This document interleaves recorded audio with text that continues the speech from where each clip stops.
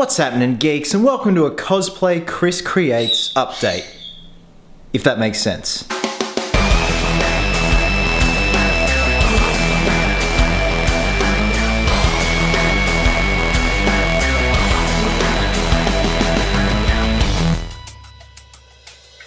Now, a lot of people have been asking what is going on with my life-size Freddy Krueger. To be honest, absolutely nothing. I stopped for a bit, and reason being is, as wanky as this sounds, being an artist, when you're creating something, if you're not in the mood, if you're not keen, if you're just not feeling it, walk away from it. And as silly as that sounds, that is the best advice I can give any artist, because I learned the hard way years and years ago when I was younger, and I'd be taking on projects, I'd be tackling them when I'm not in the mood and I'm not keen, and they would turn out not the way I envisioned. So with something like this guy, I did not want to fuck around with it one bit. I want this to be absolutely perfect in every way possible, because this is something that I've wanted to do / have since I was 8 years old. So now I'm ready to start working on him again and hopefully finish him off very soon. That sounds really bad. Finish him off. So what I'm gonna do is I'm gonna turn the camera around, turn the mic around so you can hear me properly, and I'm gonna show you guys where I'm at and what still needs to be done. Okay, now although he looks pretty much finished, apart from the black hands, there is still a lot to be done. So the head itself is just temporarily fixed in place with a shitload of duct tape. I did have issues with this shoulder here. It was looking way too broad here. Like, it really came out and tapered out down there. So with a little bit of fiddling, and I had to remove some more fiberglass from the mannequin body, I was finally able to place the head in an area where I think looks anatomically correct and aesthetically pleasing, even though he's burned to a crisp. Secondly, a bit obvious here, you can see he's got the two-tone eyes going on here. Reason being is these were some spares I had lying around. I just want to see what the sculpt looks like with eyes in it, and it just creeps the shit out of me.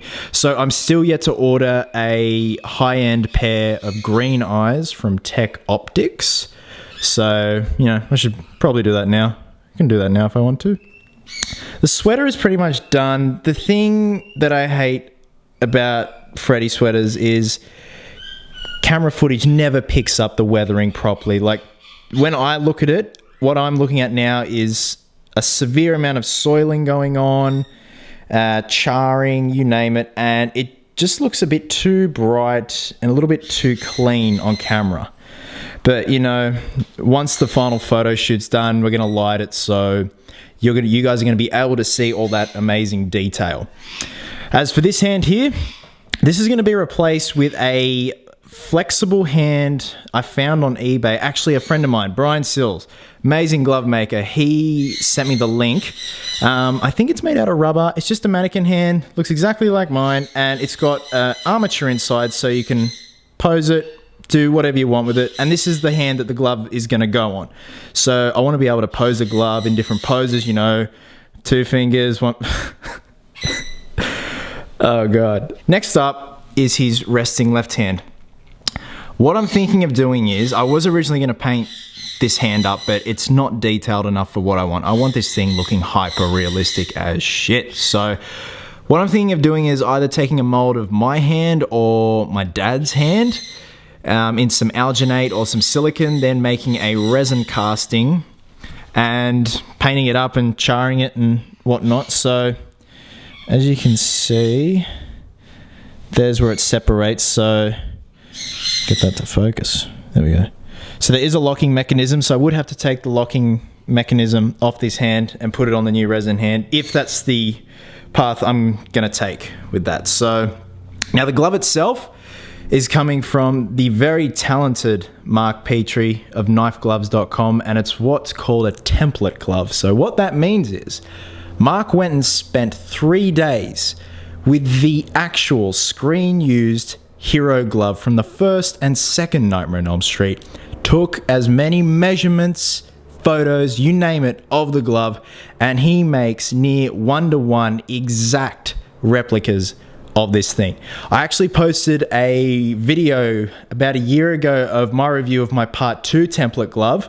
I've since sold that, and I'm on the list to get a Part 1 glove. Now, these gloves are severely in high demand, so I am on the list. So I'm not in a hurry for it because, you know, I know it's eventually going to get here and it's going to be freaking amazing because Mark does amazing work.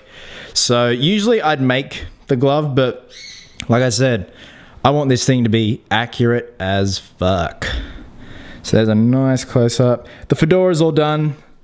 The fedora's been weathered, severely charred. That is real ash from a fire. So speaking of getting authentic, let's talk about the boots. So the boots were just cheap work boots I got from Big W. They're actually 20 bucks, so it's quite a damn good score. They were scuffed with sandpaper, and then, no joke, I set them on fire. And it worked. It, you know, charred them. It made them look all sooty and ashy, and that's what I want. The pants are just work pants from Lowe's. They haven't been weathered yet. I've still yet to weather them. I will be setting them on fire too. Don't you worry about that. I'm just not game to set the sweater on fire because that's a $250 sweater, and I ain't setting this thing on fire. So, all in all, guys, that is where I'm at with my life-size Freddy. Hopefully I will have an update shortly. I'm pretty sure I'm going to go with taking a mold of either my hand or my dad's hand. So that'll be a video in itself. Also mounting the posable hand that I'm going to get off eBay.